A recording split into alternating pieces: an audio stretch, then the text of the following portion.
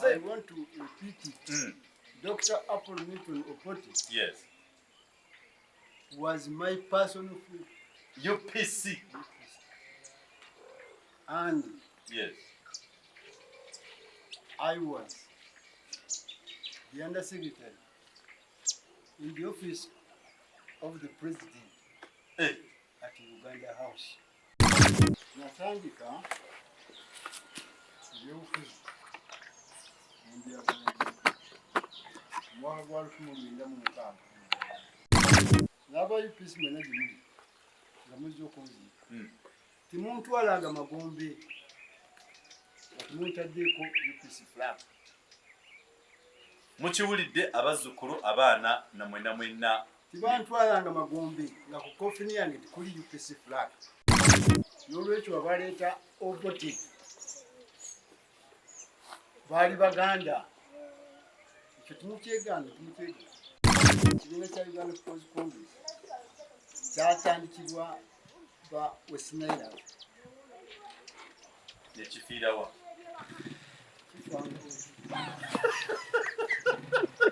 weewaawo.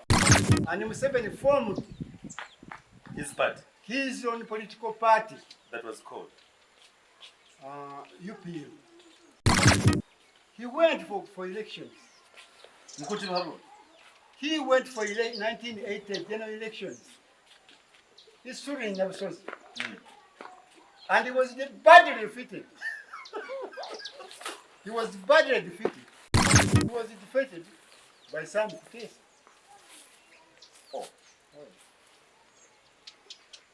And I think Kutesa took the seat. The second runner was the UPC candidate. Museveni was the last. 1980. I repeat, Museveni was the last in the 1980. Katonda yamuwa amagezi agalimba.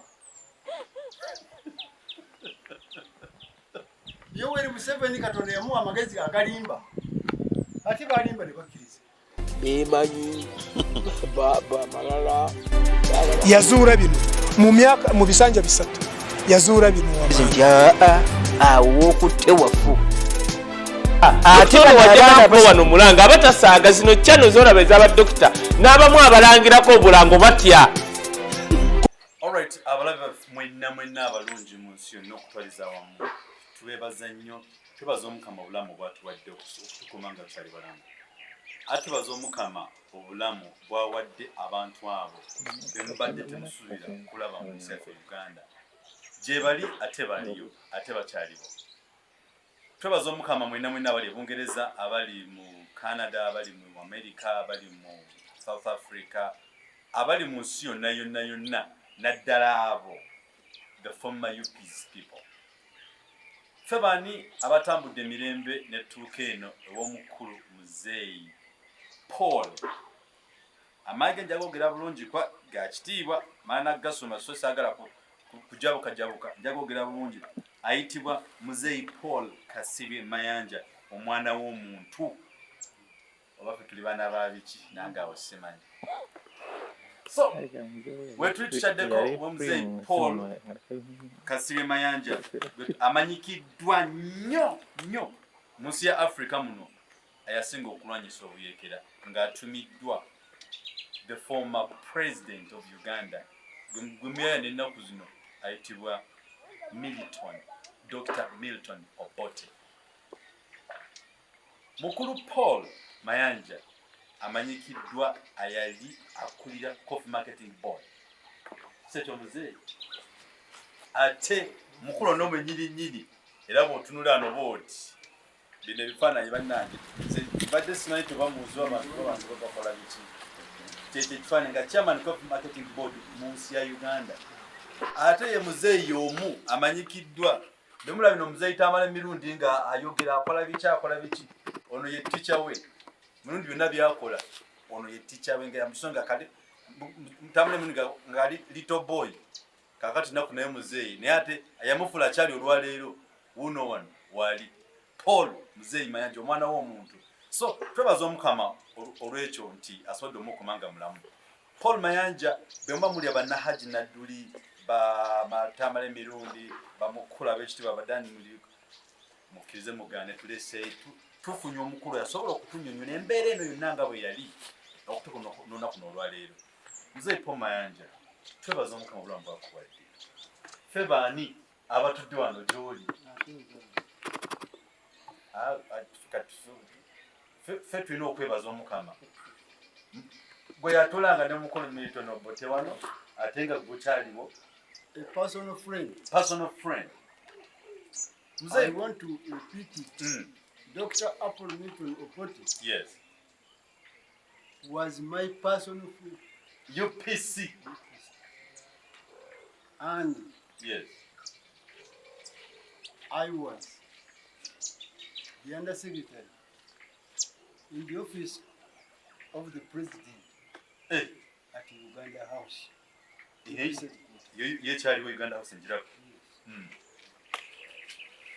Nolwekyo njagala okugamba emirembe gino mwabavubuka n'abamawulire omuntu mu myaka gy'enkaaga okufuna amagezi n'ekirowoozo ekizimbe ekyenkana Uganda House kuyiika namba nga si kikye wabula kyaggwanga magezi. Era njagala okugamba nga sinagenda wala nyinza nyinza okwerabira tuteekwa okumwebaza ennyo Omugenzi Paul Milestones Obote. mu bukulembeze bwe ye president eyasooka era eyasobola okuzimba amasomero g'abawala senior secondary schools 22 throughout Uganda. Yekka. Yeah. Muleeteyo omulala. Ezo obaani sinange simulaba. Senior secondary schools 22 nga z'abawala only. Emu ku byo ezinabisonsa. Endala bwera nyanyi. Ate nga agisaasaanyiza mu ggwanga lyonna.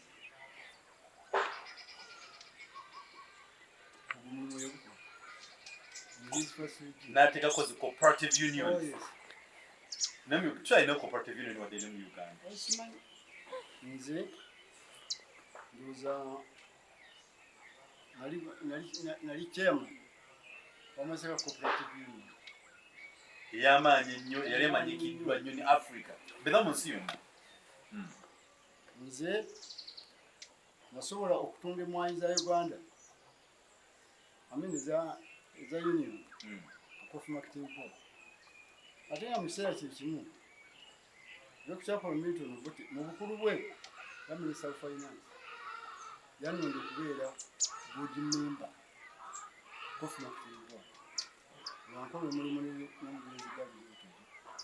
Mbadde neewuunya wali muyita Joko mwamini omulabyemu Museveni Wuno kisa kya Katonda ate Omukama bali kukuuma. Nze nga tunagenda wala sookola museko batulaba bonna ate obeyanjulira ensi yaffe Uganda yonna yonna naddala Abungereza bakwagala nnyo bye basuza okugamba bannange mukulu oyo gy'ali abeera bw'ati sebu ne tutambula ne tutuuka eno gy'oli. Okulamusa okusooka njagala okulamusa abaana bange abali mu bunyoro bw'enjawulo mu Kampala n'Egini. Njagala okulamusa bakadde bange bonna abakyamu. Njagala okulamusa banna kibiina kyange aba UPC mwenna gye muli mu Uganda yonna balamusizza nnyo. Njagala okulamusa bannayuganda bannange bonna abalala bwetwafaananya ndowooza mu byabufuzi bonna mbalamusiza. Kwogedde bulungi bemutafaananya ndowooza mu byobufuzi.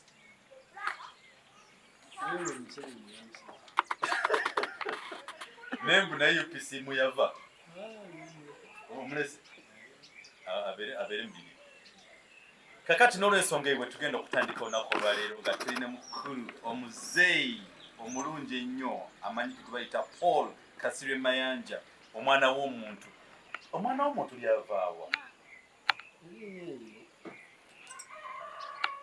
bantu be bali ntuuma senikine mu nkiiko nnyingi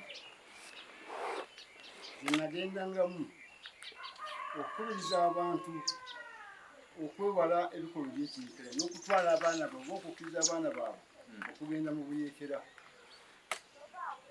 nateranga okweyambisa ekigambo ekigamba omwana w'omuntu tasula mu nsiko kwekiva omwana w'omuntu tasula mu nsiko omwana w'omuntu tabeera mu nsiko omwana alina kuzibwa mu makaaga nga bakadde be era nakulira mu maka g'abakadde so si mu nsiko badde ndowooza bakwatiza libatize kweriva kati abantu bagenda abantu bateekayo ekigambo ekyo omwana w'omuntu tabeera omwana w'omuntu olina okweyisa n'okulaga empisa ez'obuntu ng'ate n'obuntu obuntu bulamu naye wenyini nga ne bw'otunnya obuntu bukulabikamu sikulabikanga mutu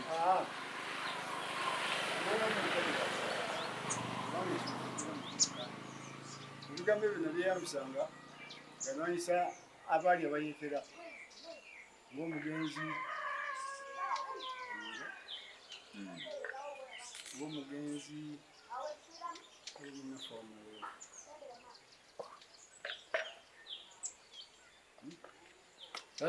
erinnya ebyo neryava nibalyekazaako nange nengamukamumen n'ofuukira omwana weewaawo yes kakati mukulu nange nja kuyita omwana w'omuntu era siyomba ebyobufuzi bino babitandika natandika ebyobufuzi omwaka gwa 1968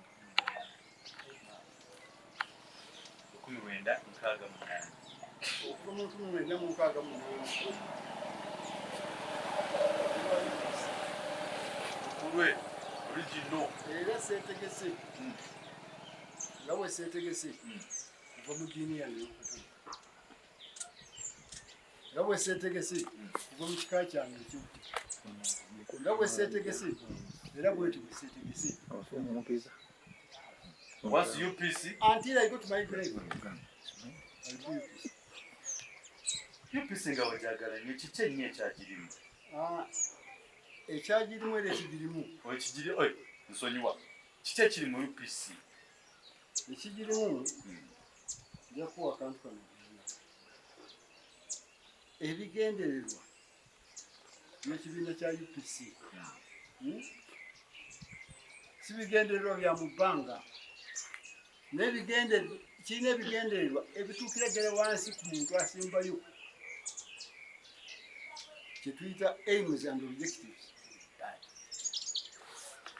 aims and objectives of the party kambasomereyo buntu bubiri lwaki muzeeyi Paul Kasirye yagamba tajja kuva mu ddiini ya bukatoliki tojja kuva mu ddiini mu kikakyo ne tojja kuva mu UPC Congress People's Congress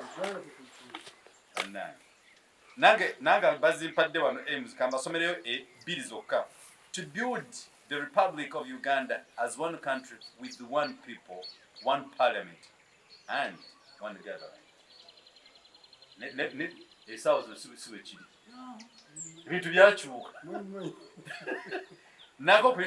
To defend the independence and the sovereignty of Uganda and maintain peace and equity.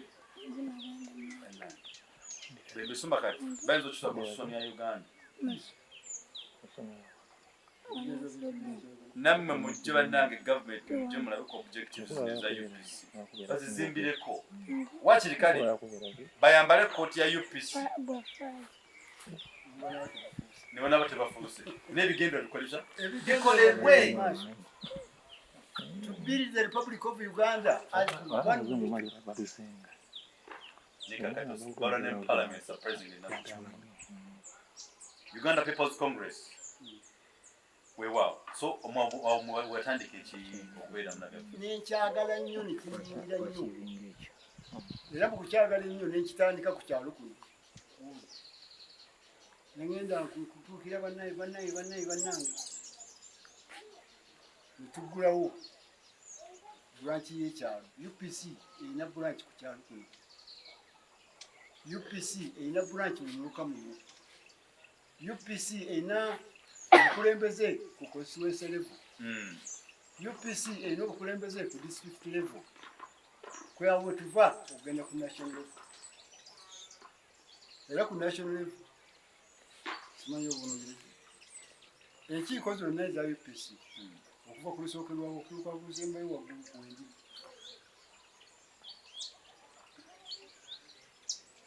Naye abafuzi ab'ennaku zino bayigamu obutayiga.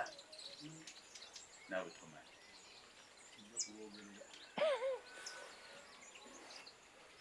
Bannaffe era abatulaba abali ku mikulu gya Plus Channel Uganda abali mu diaspora mu Kampala n'okutwaliza wamu.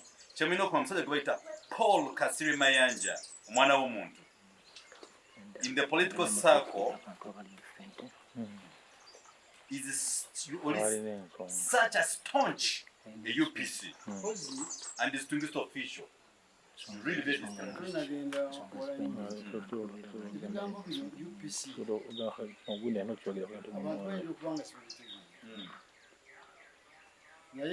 UPC, U is standing up for Uganda. P is standing up for people. Congress. Nandi kitute ndowooza kyandibadde abantu abali awamu. Ngabo gamba, let's congregate. Abantu abali fena tugattire wamu. Abantu ba Uganda abali awamu. Banki. Nega kati byakyuka. Nja kusigala nga ngenda mu maaso ne Congress. Nja kusigala nga ngenda mu maaso n'okuyimba enjiri ya UPC. Uganda People's Congress. Abantu ba Uganda abali awamu abali ubumu. So si sambala. Bitwa binaku zino. Si sambala. Amini omugenzi Dr. Milton Obote jali yonna. Ozi. Ndagala okakase. Nze ate kiweka kasi. Ebintu ebyo bimaze. Bindako.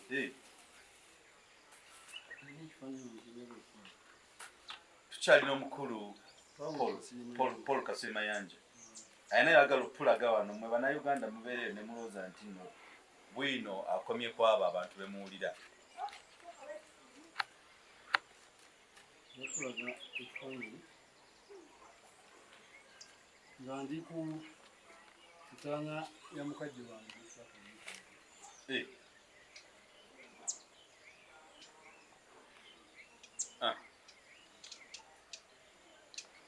Nemulowooza entaana ya mukulu Milton Obote teriyo gyeri.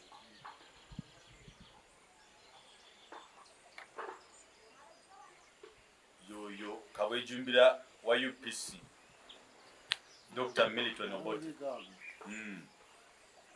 Abaana be nga bakunoonyeeko oba tebabirina.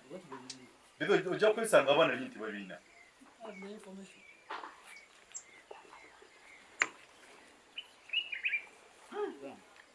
Wewa. Stop. You were staunch UPC man. n'abaana bange bagamba ebinfanga naye abantu bakitegeera abali bajja okunziika n'aba UPC mwena gye muli nga mujja okunziika timuntwalanga magombe timuntaddeeko UPC flag. Mukiwulidde abazzukulu abaana na mwenna tibantwalanga magombe nga ku kofini yange tikuli UPC flag. Bw'amakya kitegeeza bw'ayogera bw'atyo nange awo sikimanyi kati mumugirenga kakwita okwemamaaza nti mugambe nedda abagambye temumutwalanga emagombe nga tekuli UPC flag kivudde mukama ka muzeeyi bende UPC egendera ku fulaga yange before the lower me to my group. Kasa mukama atira okutongera emyaka ebigambo ebikuvaamu birina okutuzimba ali mu kibiina kino abatandisi baakyo bakitandika nga balina omutima ogw'eggwanga lyabwe. They were real citizens and they loved.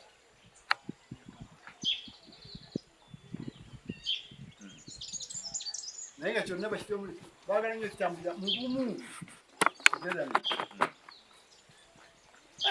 Abamu ku baatandika bagala mu kutegeeza UPC eno e Buganda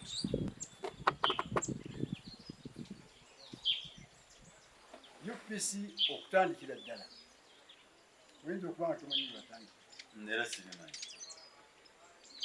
UPC yatandikira Westnail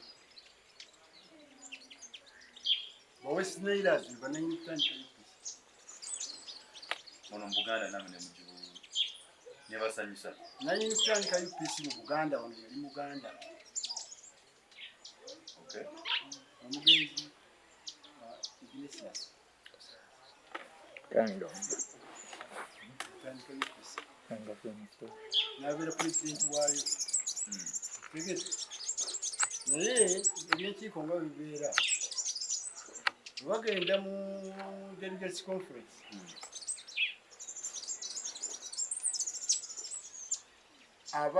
abali mu delegates conference nebagala okukyusa mukyala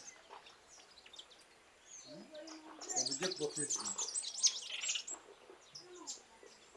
mwabo mwalimu muganda wange omugenzi jolojo kibango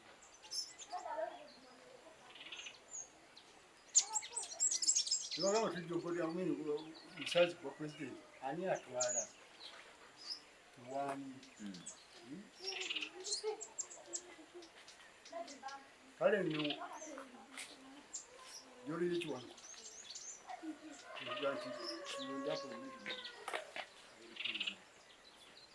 n'olwekyo abaleeta Obote baali Baganda ekyo tumukyegana jolejjo kiwanuka bamuyitanga namwatulira ne baleeta Apple kulembeza era twagala okwebaza bannaffe abakola ekibiina kino era tayinza kwerabira Iglesias musazi tuyinza kwerabira jolejjo kiwanuka tuyinza kwerabira bannaffe abalala bangi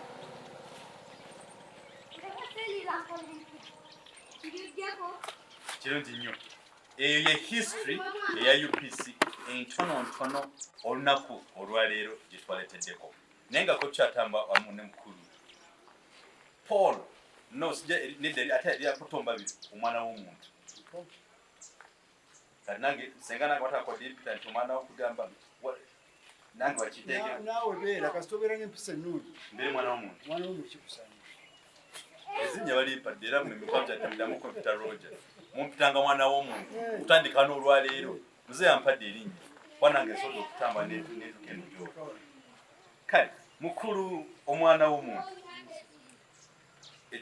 kyenasinza okwagalako kiri kimu your English of those days tugambe time zingatu oluzungu ennaku zino mwebale kusoma ebiseera ebyo lwali lusabu lwali original nga tuli mu covid nawe ennaku zino sinalutegeera olw'ennaku zino gendo kiriziiko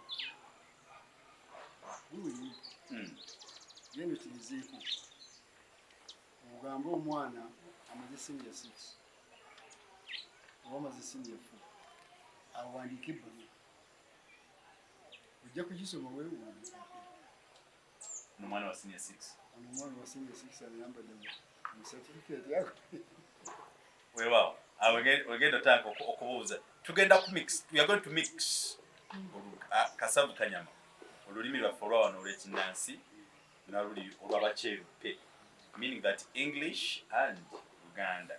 So those guys from north where UPC came from, tujja kufuna abamu ku ab'omanyi abeeri era twakyazeeko batubuulire kyali kitya weewaawo ekisobozo kyaffe ekisooka omulala Alex Lobidwa omulala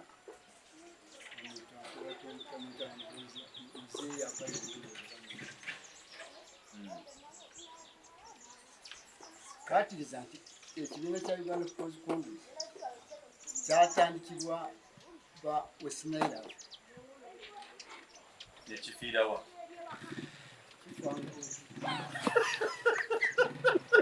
weewaawo okumanga tekifanga we muli naye bujja tuma ekibiina kya kinoomu akena kale akati mukulu nsaba ko tutandikeko abantu byebalyetaze okumanya njagala okukakasi nti I have Uganda flag. Ensonga lwaki nenational flag producer tule laga flag eyo nga bweriwa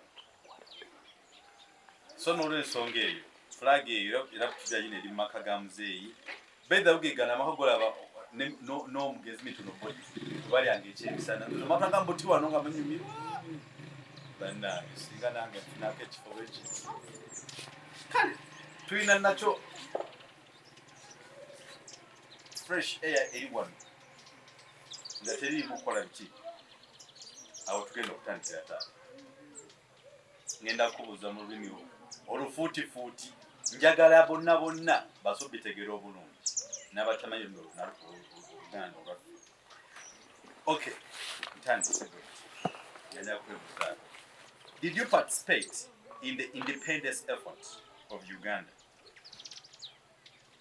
in 1962? Did not participate.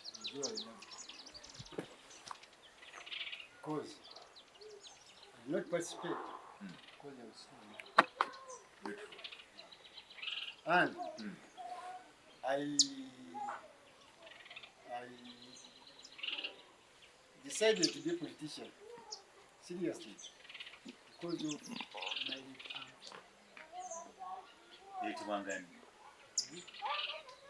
my late uncle yakola omulimu munene nnyo emengo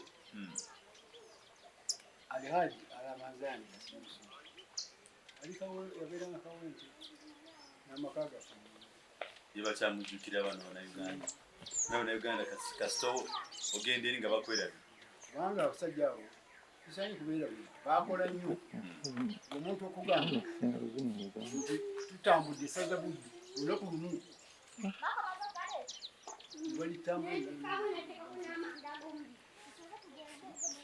nekiranga bwe nagambye nti kabaka yatuwa kumayire nagiwa jjajja wange ekyo kyamukwata nnyo nayagala nnyo okuweereza kabaka taata muganda akaseeso nabanyize kampani nekugamba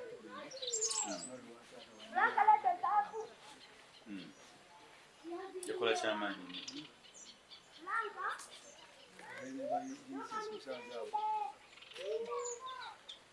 awo era nyinza okugamba nti alawazani kasimu busungu manyi bona okyaka yomukuba founder members ba kabaka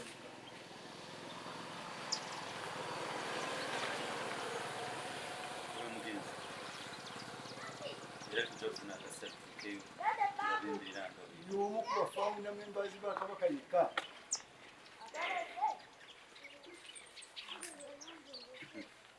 ebintu no ndabanga kirootonze naye munange ffe tetwaliwo naye nga kikulu nnyo nti mu abantu akola baliwo ffe katufune that information betugenda okuzaala bamanye the history of Uganda naye kakati hako tezikyali kakati mweno covid mwe tuli mu mulembe ogwabasomyeko mubatasomye omulembe gw'abasomako nga gwina abatasoma because of COVID-19 olaba muze yafuweta oluzungu nawe kwegamba nawe n'otya bamwe mulowooza kyabayeyo nagabasoma so meaning that you did not participate yes but now were you satisfied with the achievement tutafuna obwetwala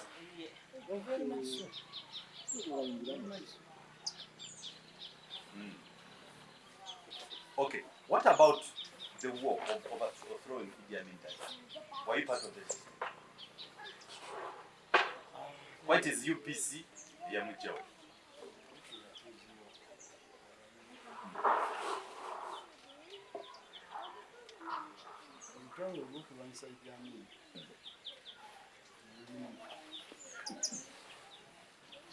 Amanda waffe yakwata Masaka Axis in Tanzania. Okay.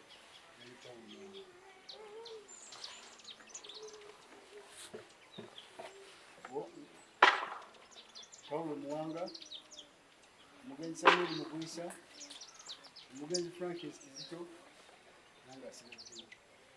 Twagenda na twekukuna. Bana okuyingira mu the four of them. Katonda yabamu. Gwali. Mugenzi Paulo Mwanga, leader. Uyo.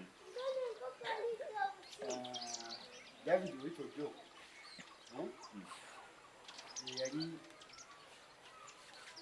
mujje omulimu mujje baby no mutinayo lutwa Rwanda Francis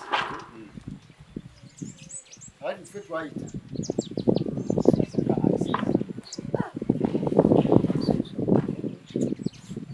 Uganda wange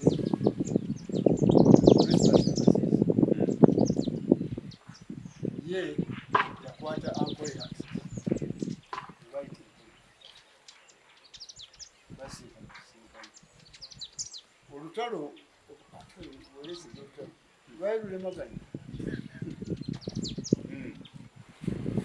zanjagala okutegeeza bannayuganda bannange nti David Oito Jo nayingira mu gye Amin yandifudde afuga Uganda. What do you charity to Amin? Kubanga olutalo lwatuuka erukayi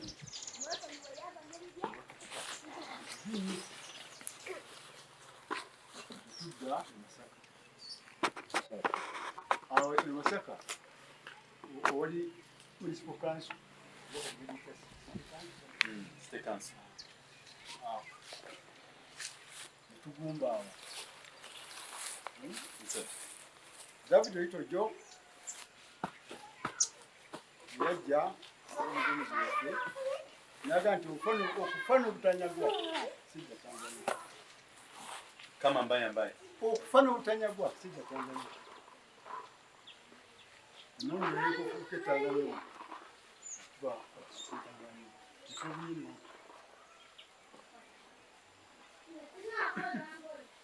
Waina amani. era olutalo lwetwanga lutwebaza nnyo omugenzi okitajulia Sirili yali president wa Tanzania yatuwa obuyambi bungi yatuwa obuyambi obwa ssente n'atuwa obuyambi obw'abaserikale n'atuwa obuyambi obw'ebyokulwanyisa n'atuwa obuyambi obw'ebuyambi ekyaviirako Nyerere kutabuka abantu bayinza okuba kimanya ekyaviirako Nyerere kutabuka kyali nti Idi Amin yakuba Abatanzania Abatanzania abo abagungulula awo kubikira n'abakuba n'abazaayo yatuuka e Tanzania Idi Amin n'alangirira nga disitulikiti y'Obukobo yali efuuse disitulikiti ya Uganda naye nga Tanzania akabasa Idi Amin abasirikale be ne babambula buli nnyumba gye basanganga nti yabaati bagatikka ku motoka kaati awo Idi Amin Julius Nyerere nti bagansale kulagira Abatanzania ngeri mu kubeera omusirikale wa Amin yonna omufuukuze ku ddongo lya Tanzania obusungu kwe buva era mu kuyamba mu lutalo abasirikale abaali mu lutalo n'atuwa eito omutwalo gumu Nyerere ente yatuwa ente omutwalo gumu abasirikale bagenda nga bayamba era zayingirewo naye ku kyalo kuno bangi abalyanga wano tutudde amakulu gaakyo nti Julius Nyerere naye yakola kyamaanyi nnyo kinene nnyo okutaasa okuva Amin nnyo ate n'okugenda kwa Amin abantu bayinza okuba nga tekibakimanya byalimu ekigambo kino Nyerere yakuba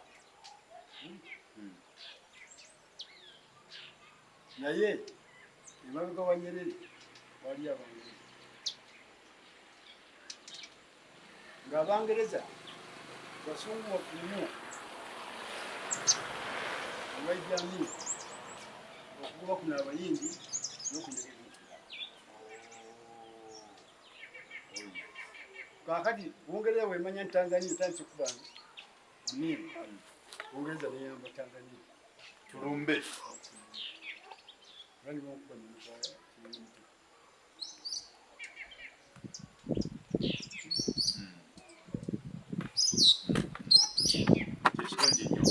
ate nekyakyakiogende boto nti that was your goal by then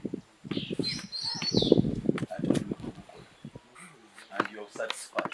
Very satisfied. That's very nice. Era nga mu ntalo bwemutabulamu kesi ate kyesabisa nti baddu Saidi Amin nga mulimu noono omukulu akyali mu mukuti wabo yali mu sisitimu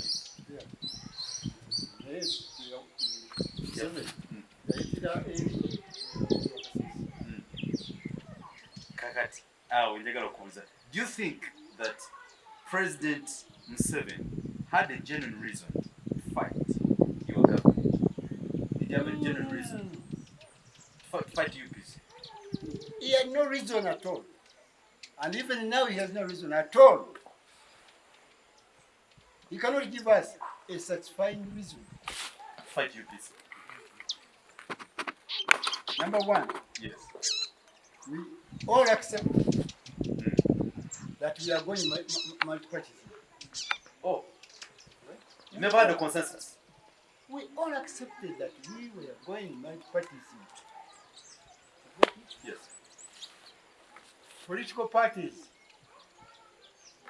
rose. Those ones, the old political parties, they selected. The Democratic Party, the Uganda People's Congress, another part of the and Museveni formed His party. his own political party, That was called. UPM, Uganda Patriotic Movement. He went for elections. Mukuti Babu. He went for 1980 general elections. He's stood in Nyabusozi. And he was badly defeated.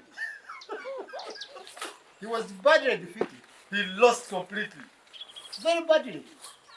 What influenced him? He was defeated by some case. Oh.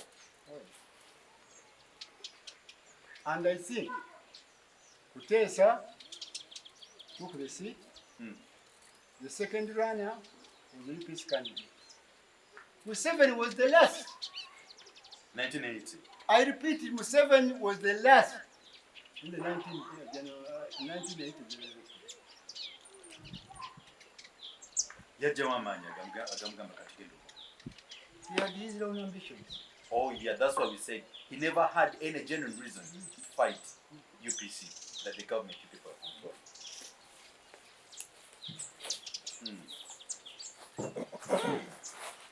are Singana aliwe myaka enjo.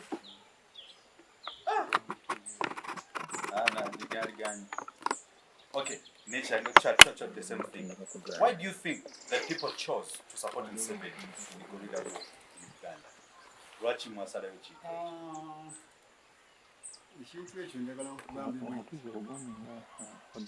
ffe mu butonde ng'Abaganda. Ffe mu butonde ng'Abaganda tutya nnyo ekintu kye bayita emmundu. Oh yeah. Era buli lwalaba somebody with a gun bantu obwana obukomi.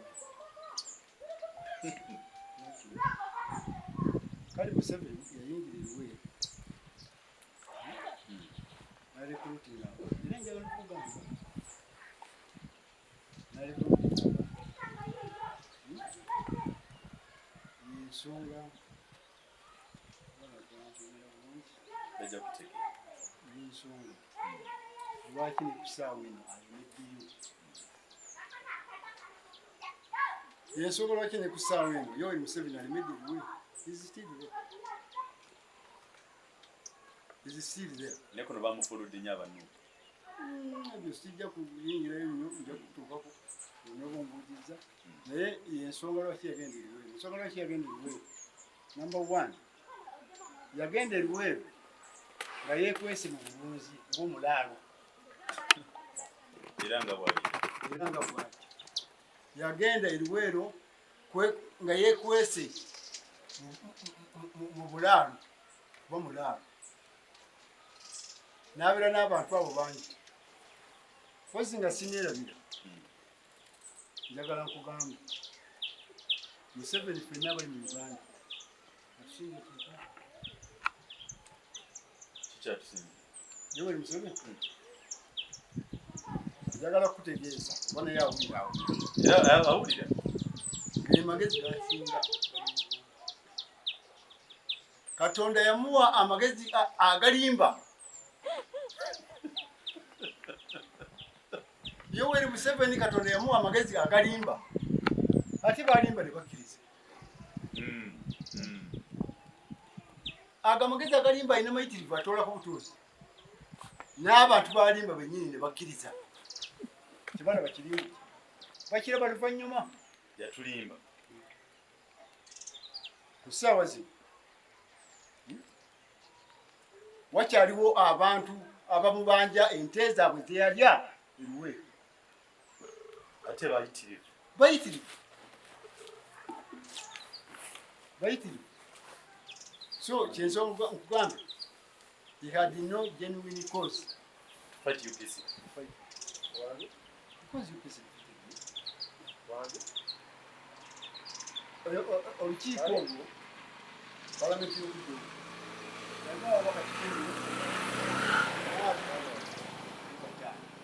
By then.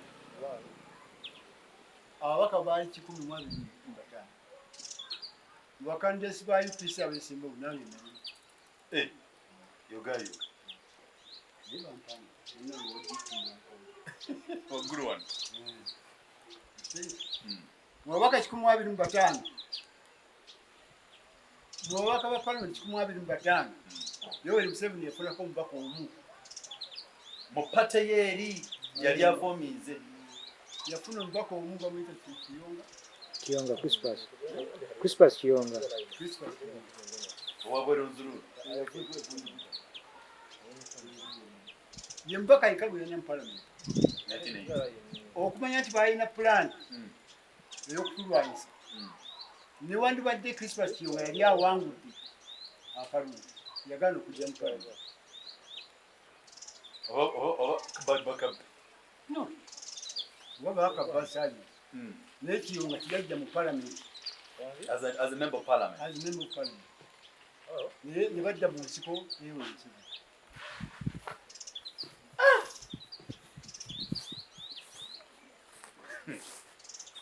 ekyo mbadde simanyi nti during 1980 mukulu Kibaalo yasemba ye yasemba ne bwomubuuza ne bwoleeta ebitabo webiri yasemba ate mbadde simanyi nekyala tiyaweza na bululu mutwalo president omulanga tiyaweze bululu mutwalo onoba president kwekakatika kwa president yabujjawo tugende mpolampola katugenda tukuma abantu b'abantu amagezi g'abantu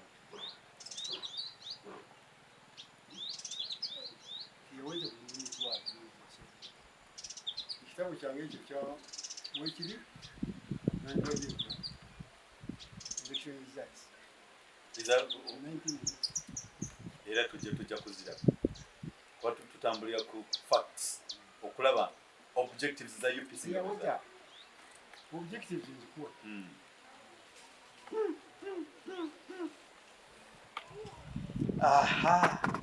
yeye ensonga lwaki Abaganda bawagira Museveni ebigulirawo lwakutya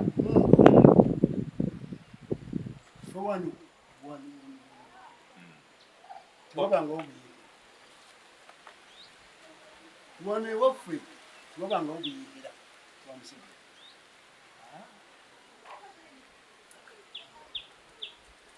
bannaffe n'abato abali ku the first lecture in Uganda yoyo omwana w'omuntu ebigambo ebiva kugamba kyemmanyi timwetaaga you don't feel like you should end and we shall not end we are still with you era akyatuula embeera nga bwe yali ati omwana w'omuntu atubagulira kano since independence why do you think that Uganda remains stuck in the political instability? Since independence, why do you think Uganda remains stuck in political instability? And since all political parties manifestos back from another election. Let us try to put this to it's not for me. It is not that instability started. Okay. Instability started in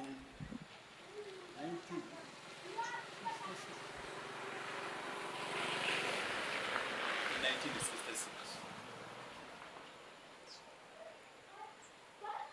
How? That's when instability started. How did it start?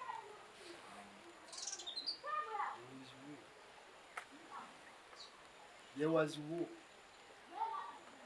between the central government and the Kabaka's government.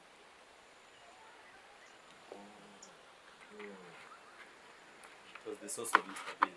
That was the situation. Central government and Uganda government. Njagala okugamba nti instability yatandikira Mengo. Instability okutandika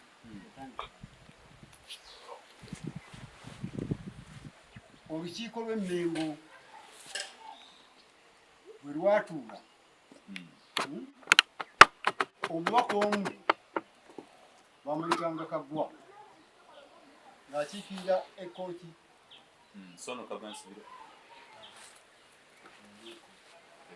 weyemirira mu lukiiko n'aleeta ekiteeso olukiiko Emmengo ekyokugoba gavumenti y'Obote Government ya wakati government ya wakati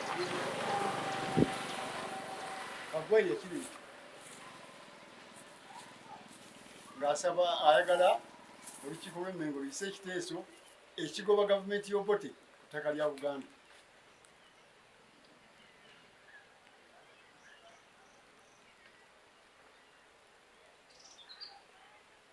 Era ebyavamu kubanga tulina engeri gy'oyinza kugamba nti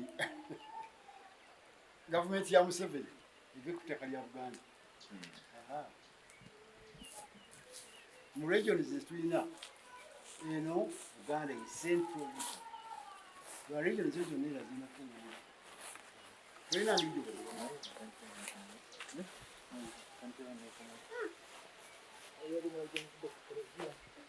kirungi nnyo. Ate oli nalyoka abuuza wano n'agamba nti nno nga bwe tugamba since all the political ekibuzo kibadde kigamba that since independence what do you think that Uganda remained stuck in political instability? Yes. kabaka emyaka egyo kabaka wa Buganda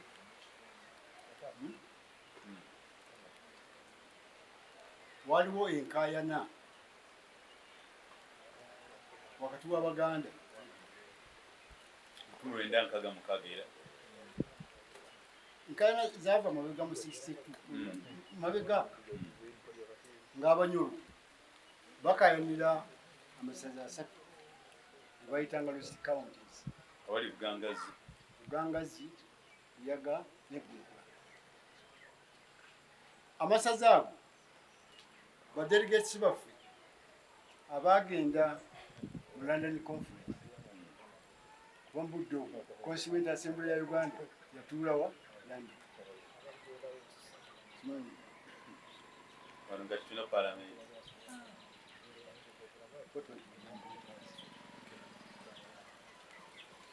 Kakati bwe tugenda bagenda e London bagenda e London batuuka nga bw'omanyi olukangaga lw'ebiteeso agenda nga bwegenda ne batuuka ekiteeso kyali kigamba nti Buganda eriba etya Uganda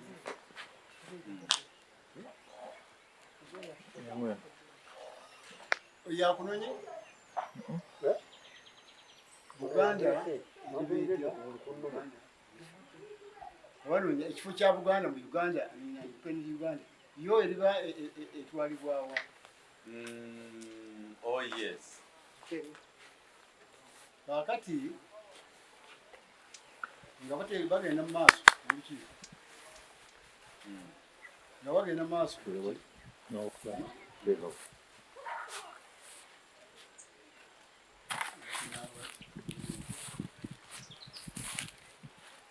naye natiranga okwogera nga ŋŋamba nti ekibiina kyaffe kya Democratic Party ekibiina kyaffe kya Democratic Party kyagala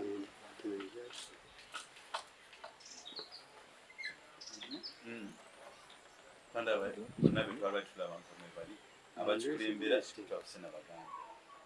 Democratic Party teyagala nkuganda kyakyayisa Baganda manyi kyakyayisa Baganda nga bali mu London Conference wabwejogedde ku lukangaga lw'ebiteeso. Ku lukangaga lw'ebiteeso kwaliko ekiteeso kiri kyenkugambye Buganda eriba etya ekifo kya Buganda kiriba kifaanana kitya nga tebali tebagala okulaba bwe baatuka ku kiteeso ekyo bentikito kiwanuka ne delegation ye eya DP program eddako. I didn't know. Bafuluma mu kiiko era kibatiisi ku kiteeso kya Buganda. Abagenda enani mulani conference mukadde waffe side wa Mutesi n'ababaka be kati ababaka abava Mengo ne batabulwa Mutesi kutya tulagewa ekitundu ekimu kivuddeko uli namuna atana zibula uli vipi bwevaako Obote wajira. Oh. Obote wajira. Kulaba. Naga ni muno onye kya Uganda.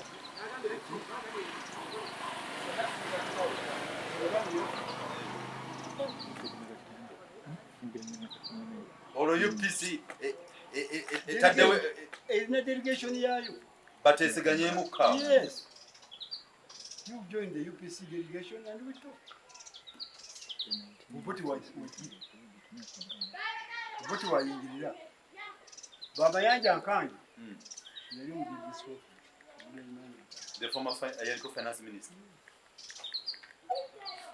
UPC ina abantu bamanyi banna omugenzi oyo yanja nkangi ne banne wasalawo tugenyi kubanga naye asazeewo accommodate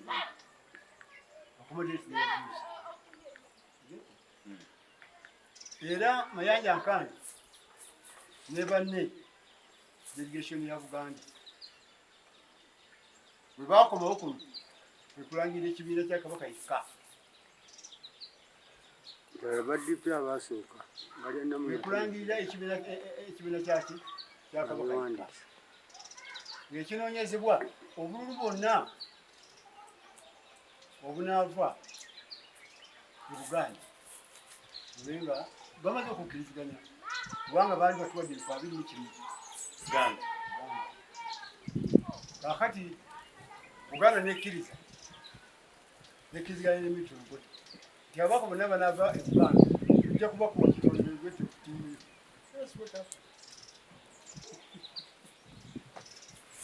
That's what happened. Era mwabo mubaka abaliwo abali mu kiiko era bali bamuliro wa parliament abava Uganda olukiiko lwebalonda mwalimu muzikita mugenzi Serimogo mwalimu Luchamuzi yali waziri Luchamuzi n'abalala mwalimu Kalweseta mugenzi naye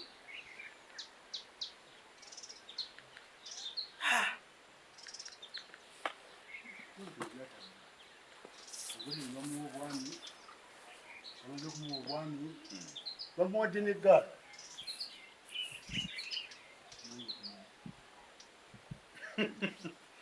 kegambo yampuna bamuwadde n'eggaali miri opo tugenda miri Obote n'abaawo miri Obote yaliwo wano miri Obote waziyaga yali akola mu international yaga buli nena mutwala enduulu ezivuga